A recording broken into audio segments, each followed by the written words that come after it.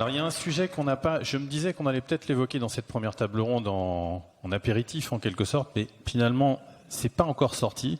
Alors je vous propose qu'on se penche un peu sur le sujet maintenant. C'est le sujet de la dissociation du foncier et du bâti. Et notamment du sujet du bail à construction. On va plonger un peu dans un des outils qui nous semble être un outil, ça c'est les résultats de l'enquête que vous continuez à voir, hein. C'est histoire que vous ayez bien les chiffres en tête avant la fin de la soirée. Donc je vous propose d'accueillir pour parler justement du bail à construction et de la dissociation foncier-bâti des invités qui vont évoquer le sujet avec nous. En premier lieu, je voudrais inviter à nous rejoindre et le remercier pour sa présence, monsieur le maire de Chambéry, Thierry Repentin, est président de l'agglomération de Chambéry. Également, Sylvie Burtemic, qui est responsable du pôle immobilier chez Monastier et Associés, cabinet de notaire. Je vous en prie, monsieur le maire. Jean-Baptiste Butlen, sous-directeur à l'aménagement durable au ministère de la Transition écologique et de la cohésion des territoires. Et puis Benoît Léger, de la Banque des territoires, directeur territorial Essonne, mais aussi Benoît des fonctions transverses, on va dire, à la Banque des territoires. Et c'est notre interlocuteur de référence chez Grand Paris Aménagement. Merci à toutes et tous pour votre présence. Alors on a décidé de se plonger un peu dans ce sujet du bail à construction. C'était évoqué par Nicolas Gilliot du CEREMA tout à l'heure. Il y a aujourd'hui beaucoup de territoires qui travaillent ce sujet du bail à construction. On élargira peut-être aussi un peu le sujet avec Jean-Baptiste, notamment sur le foncier, et puis avec Benoît sur l'approche foncière au sens plus large du terme, les nouveaux outils. Mais nous, c'est un sujet, le bail à construction, vous le comprendrez tout à l'heure, qui nous intéresse beaucoup. Ce qui nous intéresse toujours aussi beaucoup chez GPA, c'est de regarder ce qui se passe en dehors de la région Île-de-France. Il y a souvent beaucoup de choses à apprendre, très intéressantes, et souvent une très forte capacité d'innovation qu'on a un peu tendance à méconnaître ou à sous-estimer. Et monsieur le maire de Chambéry, votre témoignage va nous intéresser particulièrement parce que vous avez sorti un livre blanc pour l'immobilier productif très récemment. Mais dans ce livre blanc, on retrouve vos convictions sur le bail à construction que vous avez décidé de mettre en place, de systématiser finalement sur votre territoire, après déjà des premières expérimentations sur Savoie Technolac. Est-ce que vous pouvez simplement nous raconter l'histoire, pourquoi l'avoir mis en place, comment ça s'est passé, quels sont les premiers retours d'expérience de la mise en place du bail à construction? Bien, bonsoir, j'espère que je ne vais pas vous décevoir. Vous faites du teasing là en disant il se passe des choses extraordinaires sur le territoire français en dehors de l'Île-de-France. J'ai l'impression que c'est assez classique, mais voilà. Néanmoins, vous dire, bon, ça n'a pas été la mise en place du bail à construction n'a pas été quelque chose qui a été fait spontanément. Vous avez, si j'ai bien compris, beaucoup échangé sur la rareté du foncier, la nécessité de la maîtrise dans l'urbanisation du développement économique.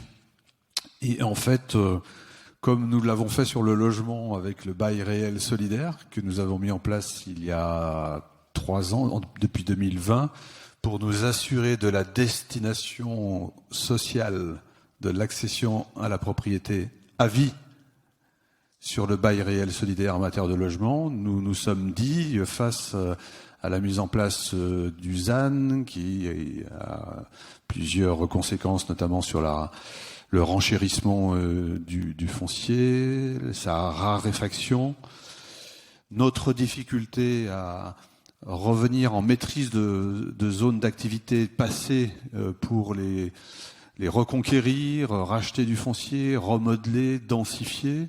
Nous nous sommes dit, pour les générations d'élus qui nous suivront, finalement, est-ce qu'on ne peut pas leur laisser la possibilité, quand nous ne serons plus là, de retrouver une maîtrise d'un foncier que nous n'aurons pas cédé ad vitam, mais qui revient dans le patrimoine public. Voilà.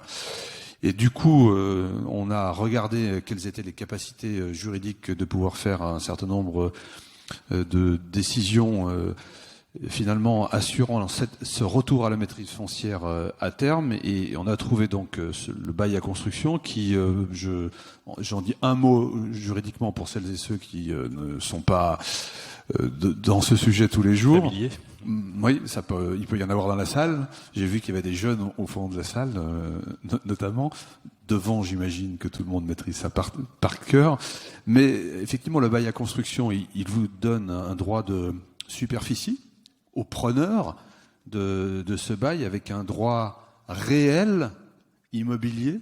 C'est un droit réel, hein, qui est par ailleurs librement cessible pendant toute la durée du bail. Il est susceptible d'hypothèque, ce qui lui permet d'ailleurs d'avoir accès à du crédit. Il est d'une durée suffisamment longue pour assurer au preneur un amortissement des constructions.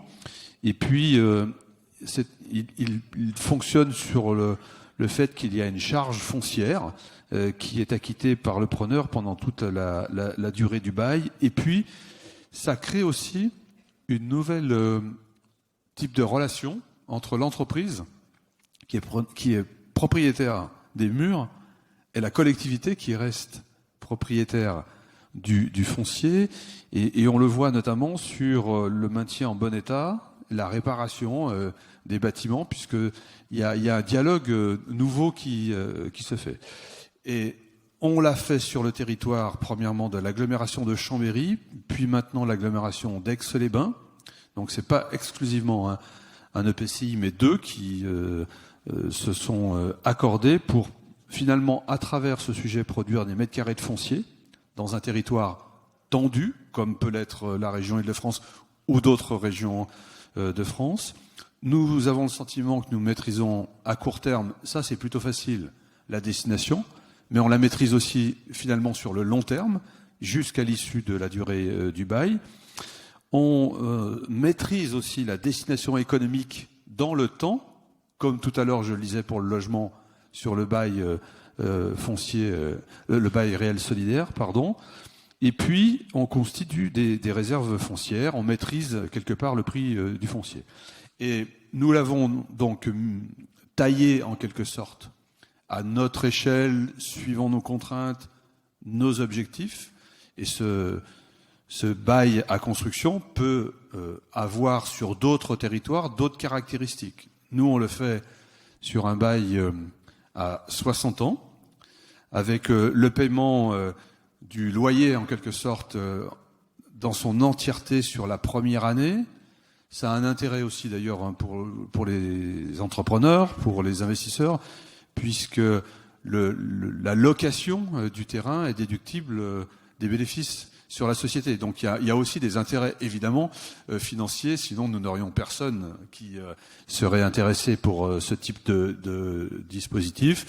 Et nous l'avons d'ailleurs fait évoluer depuis 3 ans, avec un petit codicile qui fait que le bail en quelque sorte peut être rechargeable dans le temps si à la clé ou pendant la durée du bail, il y a des investissements qui nécessitent Donc ça apporte aussi une souplesse que nous n'avions pas prévue, et il faut le dire il y a 3 ans, mais que nous avons introduit l'an dernier. Voilà, alors franchement, 3 ans, c'est nouveau.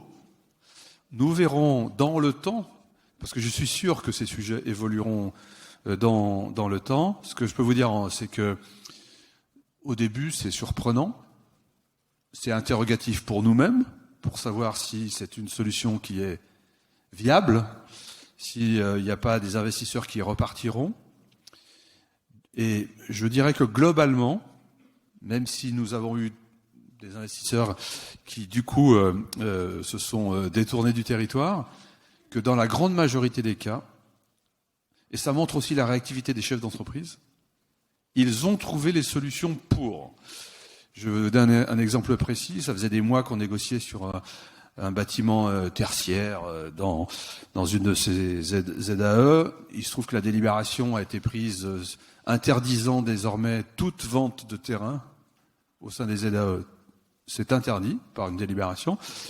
Une semaine avant la conclusion finale de la négociation avec l'entreprise, un investisseur parisien d'ailleurs, qui est le bienvenu, et ils sont d'ailleurs tous les bienvenus, Sauf que à la fin de la réunion, quand on a dit en top sur le programme, sur les desserts, sur le parking, sur la réversibilité du bâtiment qu'on avait demandé, on a dit simplement on a changé de règle du jeu il y a 15 jours, on vous vend plus le terrain, mais vous allez faire un bail à construction. Je vous dis pas, parce qu'il était venu avec tout son staff, les investisseurs qu'il avait autour de la table, et il a dit mais attendez, mon modèle économique se casse la figure, c'est pas possible, ça fait plusieurs mois. On lui a dit écoutez, on est désolé, on ne peut plus juridiquement de toute façon vous le vendre, puisqu'il y a une délibération qui interdit les ventes de terrain.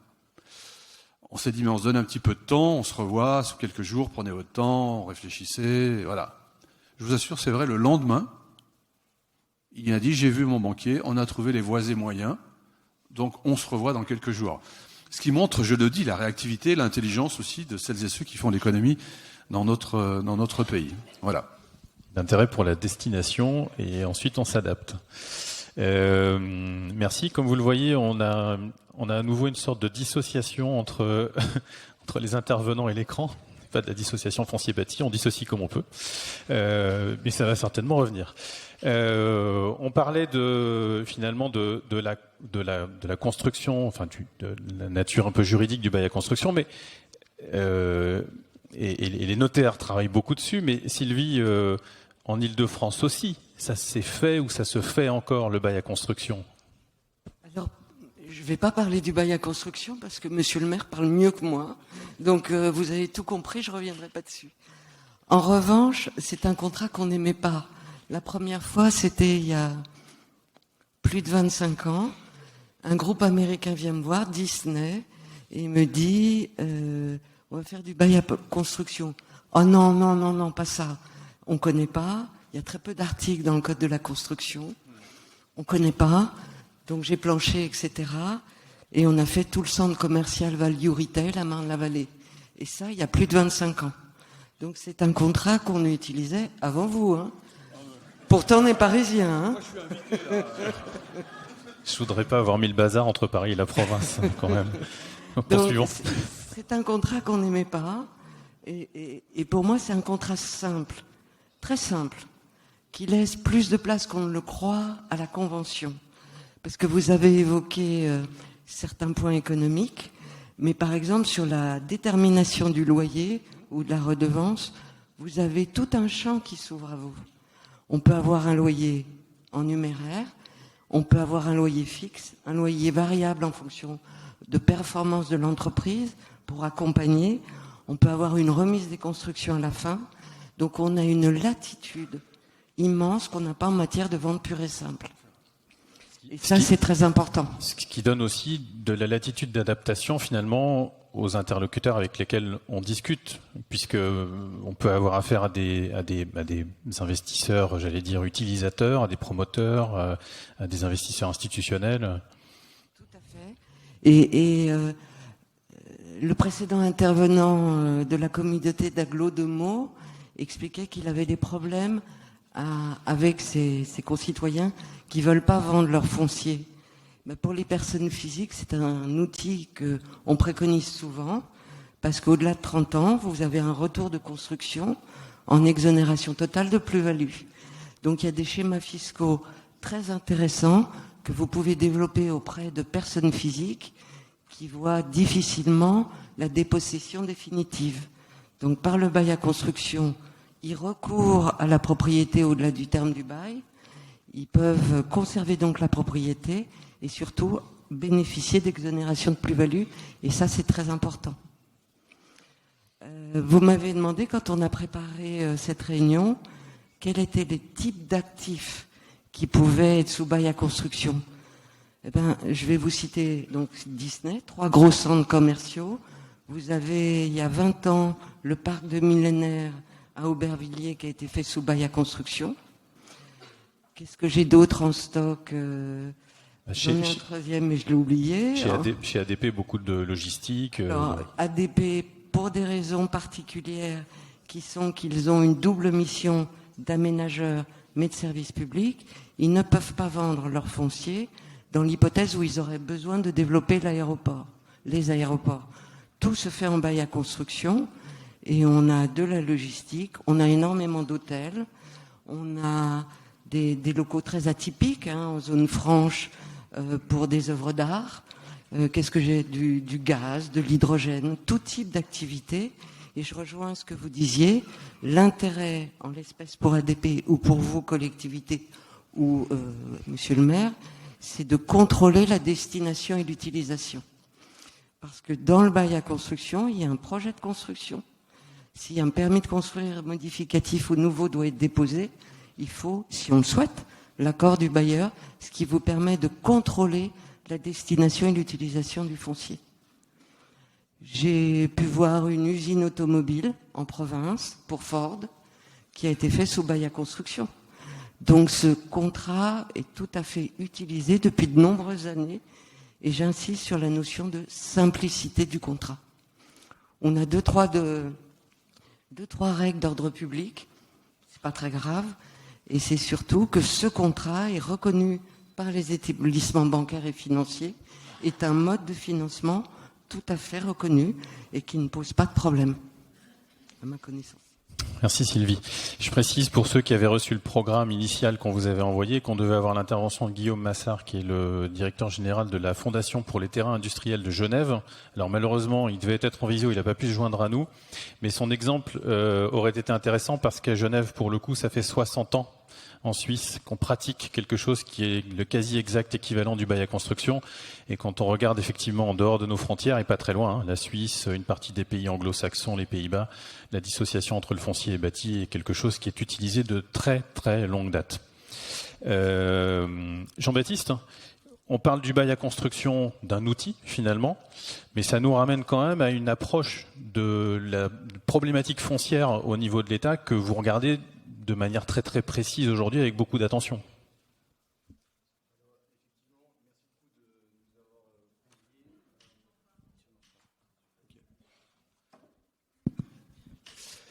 Alors merci de nous avoir conviés. Beaucoup de choses a déjà été dites dans le début de la séance.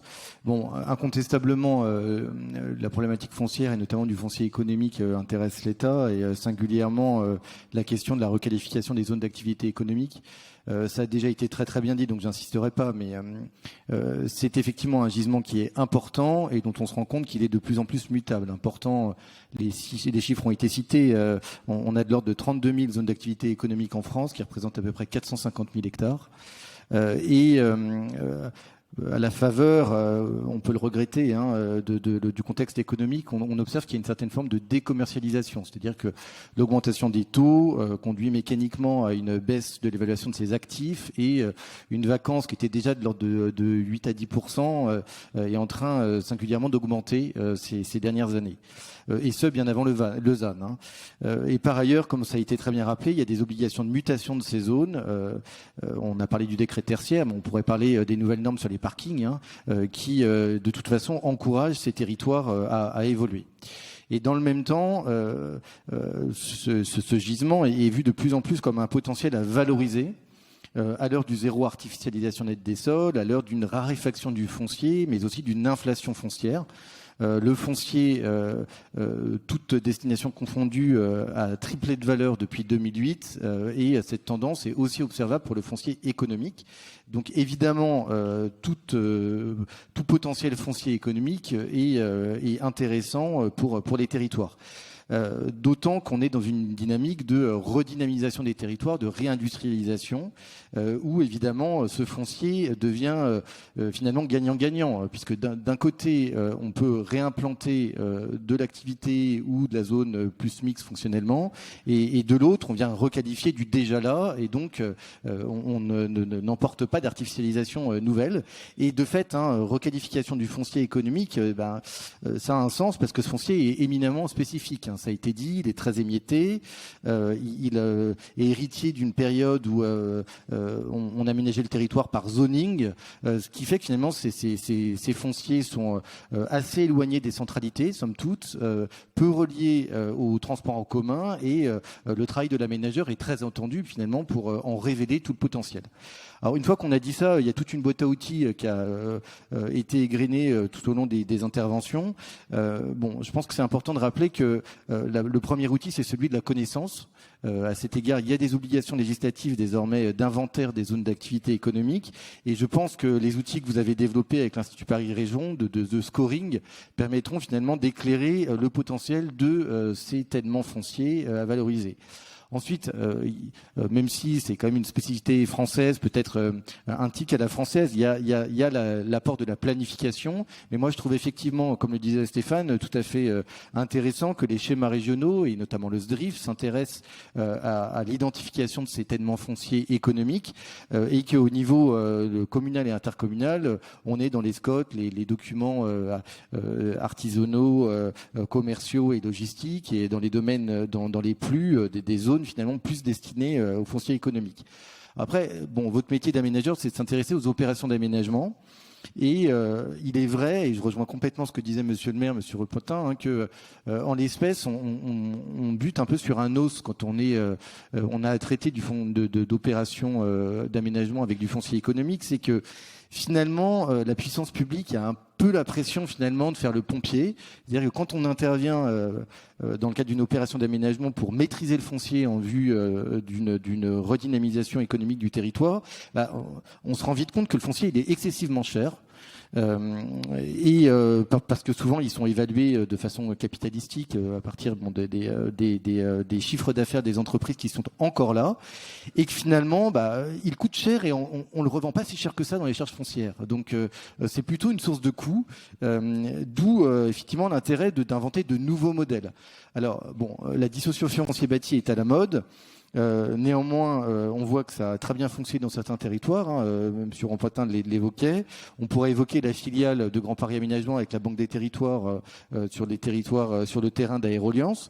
On pourrait effectivement aller encore un peu plus loin que les filiales BAC en mettant finalement des conditions supplémentaires pour garantir l'intérêt général de ce qui est acquis par la puissance publique. Donc il y a cette notion effectivement d'acquisition sur le long terme du foncier, ce qui permet effectivement de garantir une lutte contre la spéculation, de garantir une pérennisation de la destination, comme ça a été très bien expliqué. Mais via des modèles contractuels, on peut aussi finalement garantir une certaine forme de cession en limitant la spéculation pour l'avenir sur le droit réel. C'est ce qu'on appelle effectivement les baux réels solidaires. Donc pour l'instant, ça existe dans le domaine du logement. Au niveau de la loi récente 3DS, l'extension a été organisée aux activités, donc à travers les baux réels solidaires d'activité. Le décret est en cours de consultation, donc il devrait être publié incessamment sous peu. Mais on voit que pour l'instant, le législateur a été assez prudent, c'est-à-dire que ces baux réels solidaires d'activité, ils ne sont réservés que à des micro-entreprises d'une part. Et d'autre part, ils ne sont constitutifs que d'une mission subsidiaire des organismes de foncier solidaire, de sorte que finalement, ces OFS, ils font d'abord de l'accession sociale à la propriété dans le cadre du logement, et subsidiairement, ils font dans le domaine de l'activité. Donc je pense que tout ce qu'on est en train d'expérimenter nous permet peut-être effectivement d'aller encore un peu plus loin sur ces formes de dissociation foncier bâti. Merci. Monsieur le maire, Jean-Baptiste évoquait la question de l'inflation du prix. C'était, j'imagine, aussi un des éléments qui vous a conduit à mettre en place le bail à construction, limiter la spéculation foncière et maîtriser finalement l'inflation. Vous avez répondu en posant la question, et je vous en remercie du coup. Mais on a aussi peut-être une petite spécificité, non pas que je cherche à distinguer Chambéry du reste de la France, mais on pense au bail à construction sur les zones d'activité nouvelles que l'on programme en collectivité locale, mais là où on a trouvé une solution au bail réel, au bail à construction, c'est en QPV, en quartier prioritaire politique de la ville, où nous avions du mal à avoir des investisseurs sur, on va dire, un modèle économique classique, et grâce au fait que l'allocation, les loyers versés sont déductibles du bénéfice imposable, nous avons trouvé de nouveaux investisseurs qui ont créé des bâtiments modulables pour de la location à l'artisanat à un coût que nous ne pouvions pas sortir sans le bail à construction. Si je dis cela, c'est qu'il faut le penser sur les modèles de villes différents, y compris dans des quartiers qui sont aujourd'hui couverts par la politique de la ville. On n'y pense pas spécifiquement. À utiliser en dehors des zones d'activité économique aussi. Benoît, on parlait d'évolution de doctrine, d'évolution de réflexion sur la question du foncier avec Jean-Baptiste. Ça fait quasiment 1 an qu'on discute ensemble et qu'on travaille ensemble sur ce sujet. La doctrine de la Caisse a un petit peu évolué sur la question du foncier depuis 1 an. Oui, bonsoir, merci pour l'invitation. J'ai essayé de me souvenir quand est-ce qu'a eu lieu le premier échange entre nos 2 maisons sur ce sujet. C'était un échange téléphonique entre Stéphane et Richard Curnier. Et je peux l'avouer maintenant, à la fin du rendez-vous téléphonique, on s'est regardé et on avait à peu près rien compris. En tout cas pour ce qui me concerne, puisque en effet jusqu'à présent la Caisse des dépôts, Banque des territoires ont financé l'acquisition de foncier auprès des collectivités locales, des aménageurs, avec les prêts Gaïa notamment, sur des durées très longues. On finançait également un certain nombre d'études. On a financé une récemment avec la région, l'Institut Paris-Région et vous, pour identifier les fonciers économiques disponibles en Île-de-France. Et puis, on prenait des participations dans des outils, par exemple avec l'EPFIF, je peux en parler puisque son président est là, dans la foncière publique, qui permet de faire des acquisitions d'actifs immobiliers. Mais on n'était pas du tout dans des schémas de dissociation. Donc on continue à faire tout ce que je viens de citer, mais ce sujet-là de bail à construction était complètement nouveau chez nous. Et dans un contexte de sobriété foncière, on a fait évoluer notre offre en effet.